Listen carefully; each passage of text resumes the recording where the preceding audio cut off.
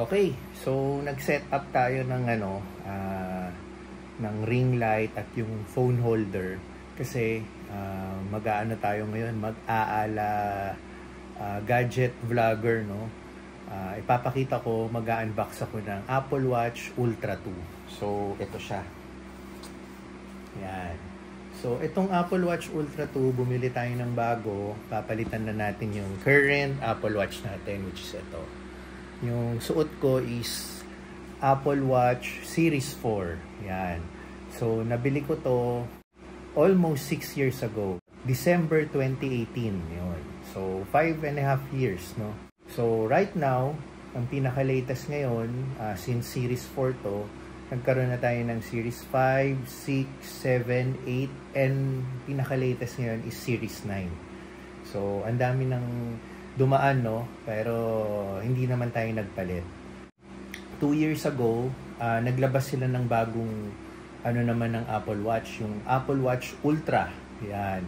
Yun yung medyo high level na Apple Watch. So, nagkaroon na ng Apple Watch Ultra, which is the original, and now etong Apple Watch Ultra 2. So, ito na yung magiging relo natin. Papalitan na natin si Series 4. So, ang reason naman bakit nag-upgrade na tayo, una, ang bilis na maubos ng battery sa akin, ang bilis ng madrain ng battery dahil din siguro for the past almost 6 years, ginagamit talaga, ito na yung daily watch natin, no? Ginagamit ko na to sa everyday life ko, sa kahit may okasyon, di na tayo nagsusuot ng ibang relo, okasyon na formal, okasyon na kung ano-ano, pag nag-workout tayo, yan, suot din natin to. Basta, ito na yung everyday life watch ko, no, for the past almost 6 years. So, naregalo din po pala sa akin to ni Mrs. nung Paskong yun, no, December 2018. So, papakita ko yung luma natin and i-unbox natin tong bago, no, para makita natin. Ito, totoo po ito, hindi ko pa nabubuksan. Ngayon ko pa lang bubuksan. And by the way, fresh from the US ito.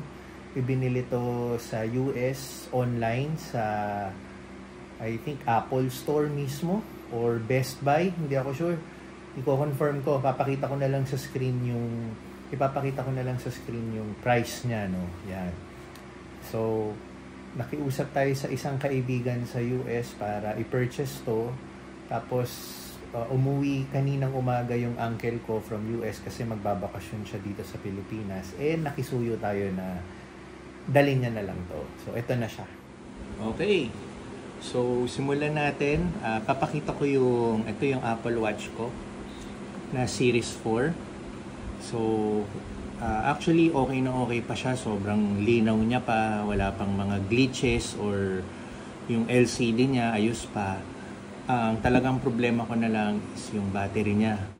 So, ito siya. So, ang pinaka-feature nito, yung time na yon Series 4, na to, waterproof na to. And also, hindi pa siya yung always on display. So, after 1 minute naka-set up to, mawawala rin yung nakikita nyo sa screen. Mag-shut off siya. Then, kailangan mo lang alugin or i-press yung mga buttons para makita mo ulit yung oras. Unlike yung Series 5 and up to Series 9 and maging yung Ultra na binili natin ngayon, always on display na siya. So, magdidim lang siya ng onte pero naka-appear pa rin yung kung anong meron sa watch face mo, no? So, ayan, meron din tayong password protected din yung natin. Pero again, ito ang ating Series 4 watch for the past almost 6 years, no? So, sabihin na natin for the past 6 years. So, ito rin yung naging box niya. Nakatago pa. Ito yung box niya na Series 4. Yan. So, ang nakalagay, Series 4, silver aluminum case, white sport band. So, nakatago pa yung strap natin na band, no? Yung color white. So, kung bubuksan naman natin, ito siya. Yung pinaka-box niya. Hirap ba? Yan. Uy, may nahulog. Ito yung resibo niya. Again, regalo to ni Mrs. Ayan, no? December 30, 2018. Yan. Late Christmas gift niya sa akin. Ang price pa nung time na yon is 26,990. Yan. Ito pa yung old phone number niya. So, wala na yan ngayon.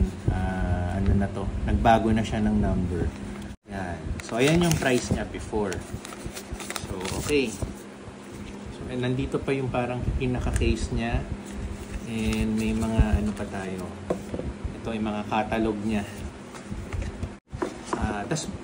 Through the years, bumili rin tayo ng mga iba't ibang sport band niya na itabi rin natin. So, ano yun muna natin? So, ito yung mga binili nating ano, no? Sport band. Apple Watch. So, ito yung color white niya na ginamit na natin. Medyo hindi na nga siya white eh. May mga dumi-dumi na. So, itinabi lang natin. Tapos, ito yung bago natin. Itong color black na to. Ito yung extra niya. Also, bumili rin tayo ng extra band din na itabi rin natin. Hindi rin natin alam kung kompleto pa, no? Ngayon lang ulit natin sisilipin.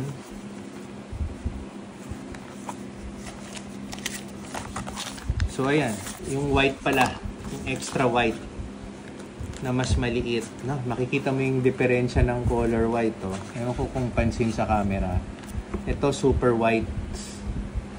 Ito naman, medyo manchado na. Okay, so ito yung box ni Series 4.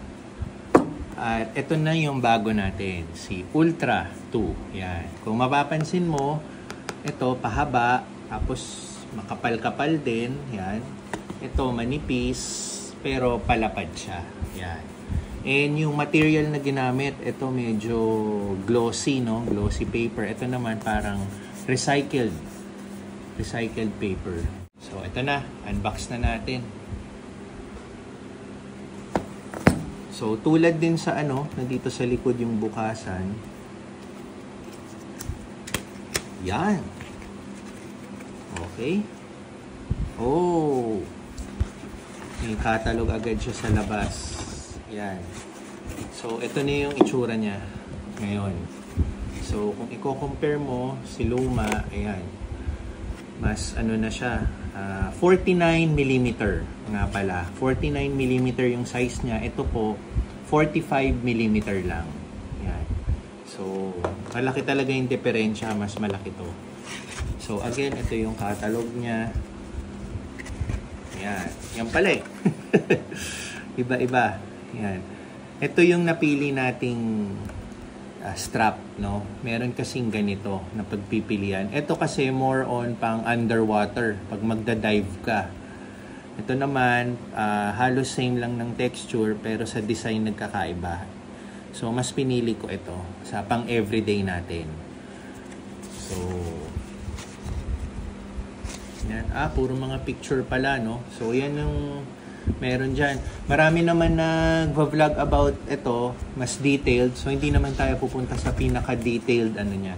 So, ipapakita na natin. Diretso. Oh, dalawa pa. Okay. Ito yung strap niya. So, umpisa tayo sa strap. Magkadikit pala siya sa ilalim. So, buksan natin yung strap niya.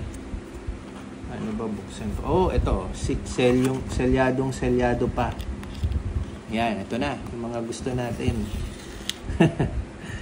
Okay. So, strap. Okay. So, yan. Diba? Ito yung bago natin strap. So, may ano rin. Parang catalog. Kasama sa box. Shoot muna natin. And then, ito siya. Pwede na siguro natin tanggalin, no? Yan. Okay. So, ito na yung magiging bagong strap natin. Yan. Ang layo sa dati, no? Ito talagang parang gawa sa tela. Ito naman, parang nylon, no? Yan. So, okay. May strap na tayo. And then, si Apple Watch na. Apple Watch Ultra. So, again, ito, hindi pa natin ina-unbox. Selyadong-selyado pa. So, moment of truth.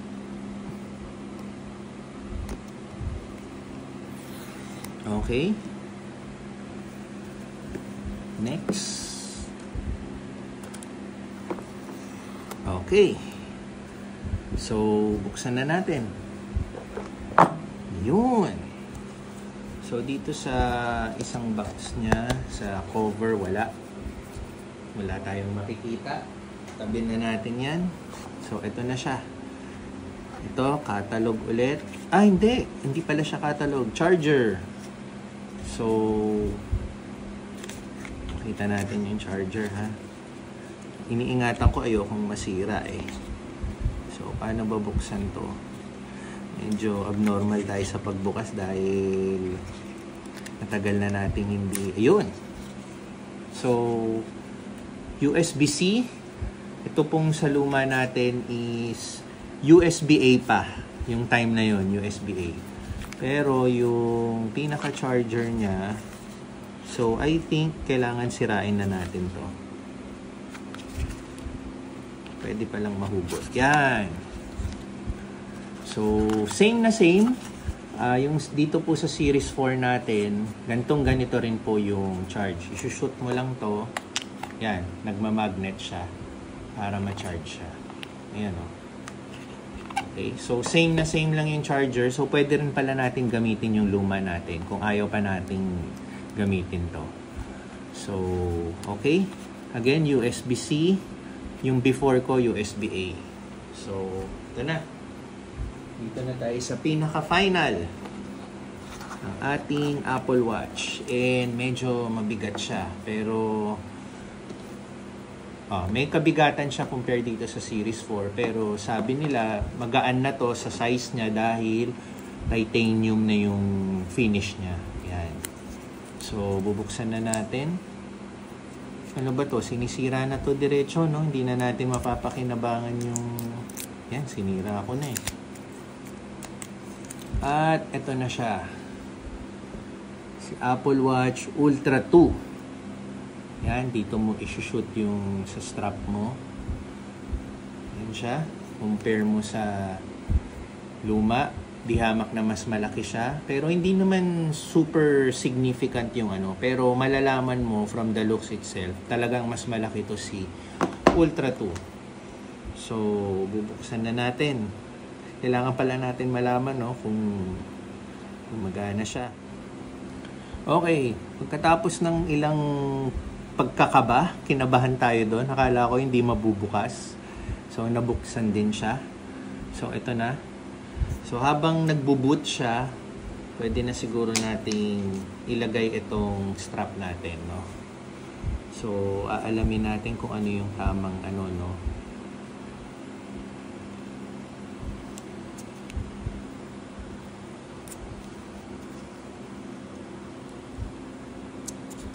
Yan. Magsi-set up pa siya mamaya na yan.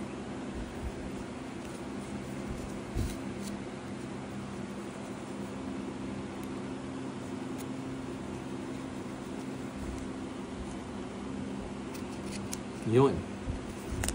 So, ganito siya. Susuot muna natin, ha?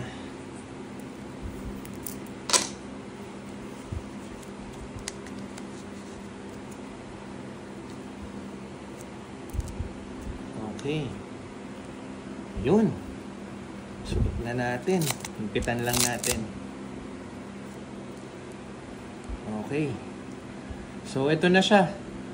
Ready na yung Apple Watch natin, no? So, ang next na gagawin lang natin, isi-set up natin gamit ang phone. So, sa phone nga pala natin, compatible naman siya sa iPhone series phones. So, again, hindi na tayo magpapakadetalye. In-unbox lang natin yung ating bagong watch. So, yan. So, ipinalit ko pala, no? Nagkamali ako ng lagay. Yung para dito, sinwitch ko yung paglagay ng strap. So, para kasi sa akin, mas madali siya ilagay, no? So, isushoot mo lang dito. And then, dito ka magmumula, pang higpit. Yan. Pag nahigpit na siya, dito sa ilalim, yan. Para dito sa labas, dito malinis tignan, no? Kasi ito yung palaging exposed. Ito naman, katago naman yung side na to. So, ayan yung feeling kong mas komportable ako pag tinatanggal at sinusuot ko yung watch, no? So, iset up muna natin. Ipapakita ko na yung final face nito, no? Ito na, suot na natin at na-set up na at bagay na sa ating wrist. So, ito po yung ating luma. Di hamak na talagang mas malaki to, no? Kumpara sa ating Series 4. So, yun. Nakapag-unbox tayo. And, by the way, ito nga pala yung price na nabili natin sa US. So, nakuha po natin to ng sale, no? Sa online po binili. Ang price niya po is $749, no? So, meron pong tax sa US na 10% tax. So, naging ano siya, no? Nadagdagan yung tax natin ng $74.90. So, ang naging total niya is $823.9 US dollars. So, $824 na rin, no? So, nakamura pa rin tayo dahil ang presyo po nito sa Apple Store dito sa Pilipinas, online, or maging sa mga authorized Apple na sellers like PowerMac, Switch, ang presyo niya po is 54,990. So, 10 pesos na lang, 55K na, no? So, nakatipid din tayo ng almost 7,000 pesos. So, that's 100 plus US dollars na yung natipid natin. Considering, nagbayad pa tayo ng tax doon. So, malaking bagay yun na nagpabili tayo doon. Hindi tayo dito bumili. At, yun. Syempre, may kamahalan pa rin, no? Pero tayo kasi, ever since sanay na tayong gumamit ng Apple Watch. So, ako naman, Father's Day din naman ngayon. Gift ko na rin sa sarili ko. Na-reward na rin natin yung sarili natin. Sometimes, kailangan din natin i-reward yung sarili natin, no? So, masayang-masaya po ako dito sa nabili ko. And, I think, another good 5 to 7 years, no? Magagamit natin, no? And, sobrang tiwala na tayo sa magiging battery life na ito compared dito sa naging old Apple Watch natin, no? So, everyday watch natin, sobrang useful. Lahat ng karamihan ng functions na ito nagagamit ko. And sobrang sa pag-workout ko, sa pag-handle ng negosyo, nagagamit ko rin, no? And sa pagiging time conscious itself, yung pagmamanage ng schedule natin oras, sobrang laking bagay nito. So anyway, maraming salamat po ulit sa panunood ng unboxing. And hindi ko na yung pinaka-details na ito. Manood na lang kayo ng mga ibang tech vlogger, no? Ine-explain nila in detail anong mga marami pang functions ng watch na to. So anyway, maraming salamat again. Ingat po kayo. See you po sa susunod na vlog.